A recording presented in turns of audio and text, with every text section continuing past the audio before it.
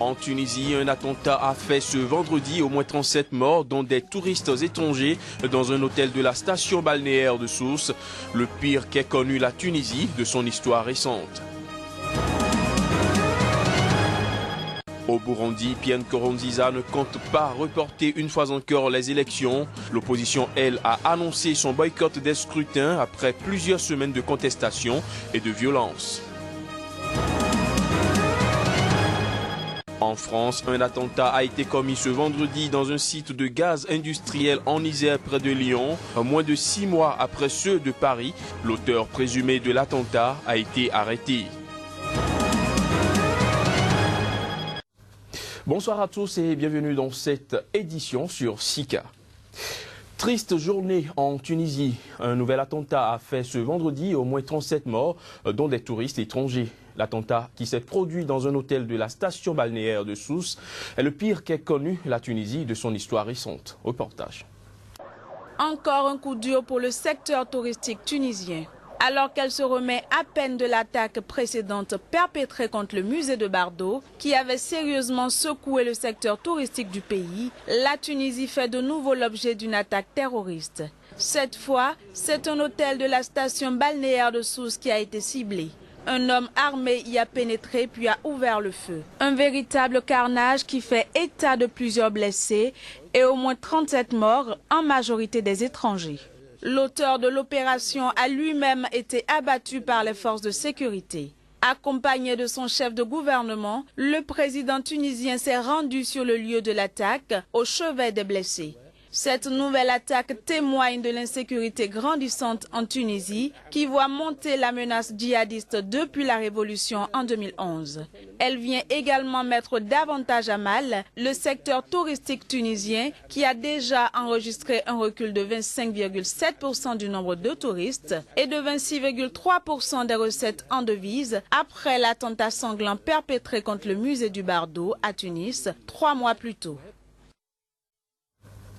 Tuerie également en Somalie. Des dizaines de personnes, en majorité des soldats burundais, ont été tuées ce vendredi à Lego par les islamistes Shebab dans l'attaque d'une base de la force de l'Union africaine en Somalie, à Missom. Des témoins ont parlé d'au moins 50 morts, mais aucun bilan officiel n'a encore été fourni. Si le bilan était confirmé, cette attaque serait l'une des plus meurtrières de ces dernières années contre la Missom, présente en Somalie depuis 2007 pour appuyer les autorités somaliennes dans leur combat contre les Shebab.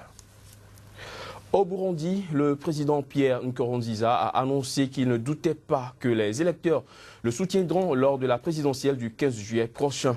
L'opposition burundaise a annoncé ce vendredi son boycott des élections, ceci après plusieurs semaines de contestation et de violence déclenchées par la candidature à un troisième mandat de Pierre Nkurunziza. Les images. Jusqu'au bout, l'opposition a tenté de faire plier le pouvoir et d'obtenir un nouveau report des scrutins pour éviter de se retirer du processus en vain.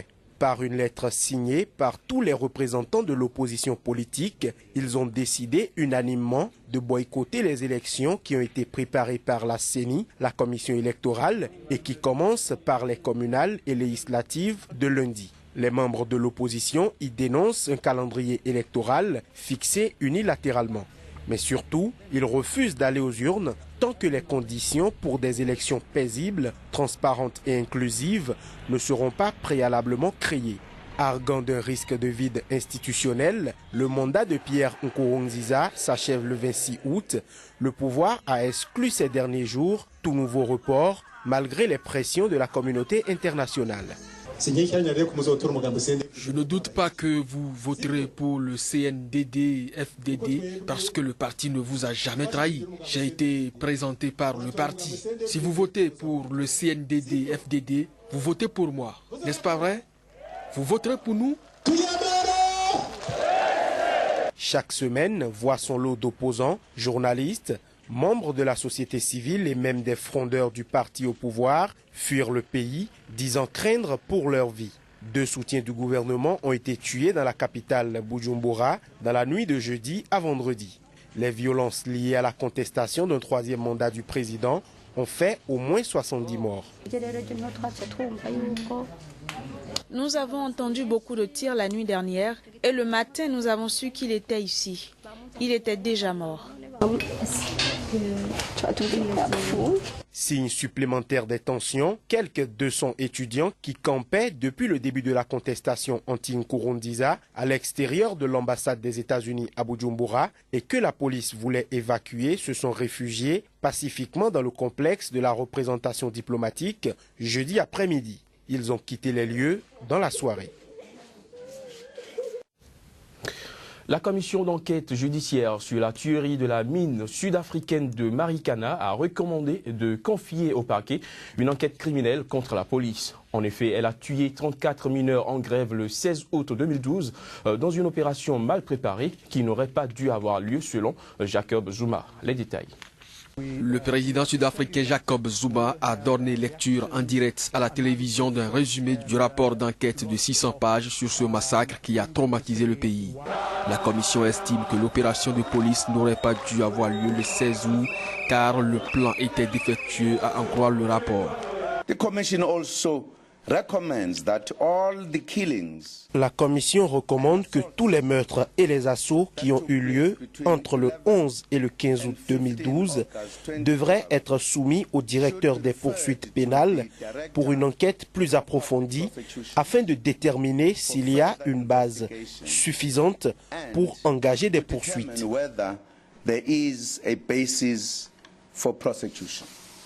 Dénonçant un manque total de contrôle et de commandement, notamment dans la deuxième phase du massacre, la commission note que l'opération de police lancée cet après-midi-là contre les grévistes porteurs d'armes blanches était vouée à la catastrophe compte tenu du nombre de mineurs rassemblés et de l'impossibilité évidente pour les forces de l'ordre de les désarmer pacifiquement. L'incident de Marikana a été une horrible tragédie qui n'a pas sa place dans une démocratie où tous les citoyens ont le droit de manifester et où les travailleurs ont le droit de se mettre en grève pacifiquement et de négocier leurs conditions de travail avec leur employeur pacifiquement. Le parti sud-africain de gauche radical de Julius Malema a vivement dénoncé le rapport, déplorant l'absence de toute sanction immédiate et promettant de faire juger et condamner les responsables politiques. Le texte a été publié dans la nuit de jeudi à vendredi après l'allocution télévisée du président Jacob Zuma. Le Mozambique a marqué mercredi dernier ses 40 ans d'indépendance par une cérémonie que le Frelimo, parti au pouvoir depuis 1975, a voulu grandiose. Défilés militaires, parades aériennes et festivités populaires étaient au programme, mais l'opposition, elle, n'a pas été associée. Les images.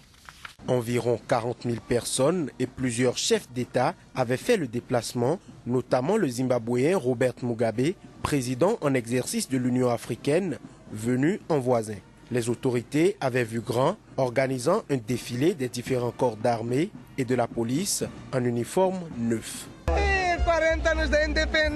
Les 40 ans de l'indépendance sont pour nous très importants. On a tant souffert sous l'esclavage que quand nous avons reçu l'indépendance, ce fut une grande victoire. Le clou de la cérémonie a été l'arrivée de la flamme de l'unité qui, telle la torche olympique, a parcouru le pays depuis le 7 avril du nord au sud.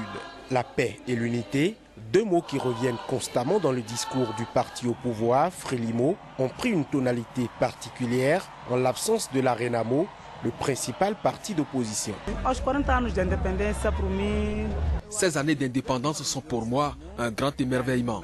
Au niveau national, nous ne voulons pas la guerre, nous voulons la paix au Mozambique. Ce que j'aimerais, c'est que la Renamo soit responsable, soit un mouvement politique sérieux, qu'il range les armes et s'intègre dans la société comme tout le monde.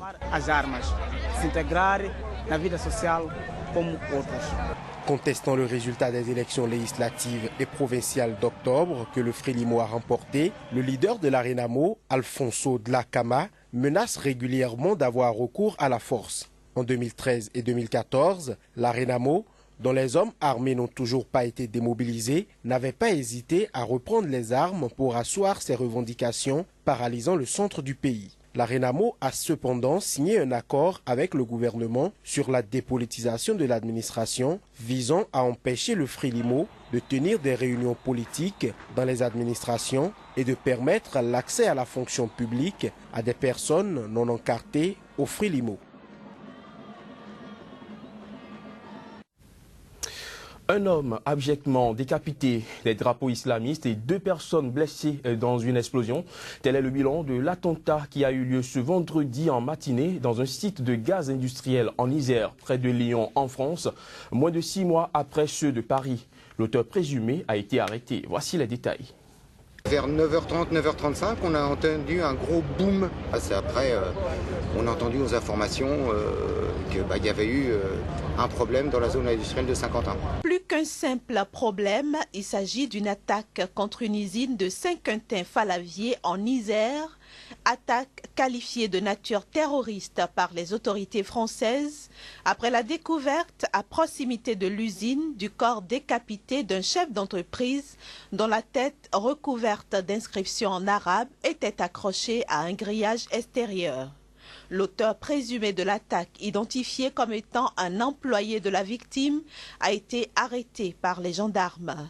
Il est connu des services de la Direction générale de la sécurité intérieure. Il faisait l'objet d'une attention depuis 2008-2010 pour sa radicalisation, son lien avec la mouvance salafiste, mais n'était pas connu pour être en lien avec des acteurs terroristes. Le parquet antiterroriste qui s'est saisi de l'enquête poursuit ses investigations pour identifier les complices éventuels de l'attaque. Parallèlement, le plan Vigipirate est porté en alerte maximum pendant 3 jours dans la région et la France refuse de céder à la peur. Il y a une émotion, mais l'émotion ne peut pas être la seule réponse. C'est l'action, la prévention, la dissuasion. Et donc la nécessité de porter des valeurs et de ne pas céder à la peur, jamais. Notons qu'en Allemagne comme en Espagne, on condamne fermement cet attentat. Madrid dénonce une barbarie pendant que Berlin déplore une haine aveugle. Les autorités musulmanes de France appellent pour leur part à la vigilance, à l'unité et à la solidarité. Ce journal est à présent terminé. Merci de nous avoir suivis.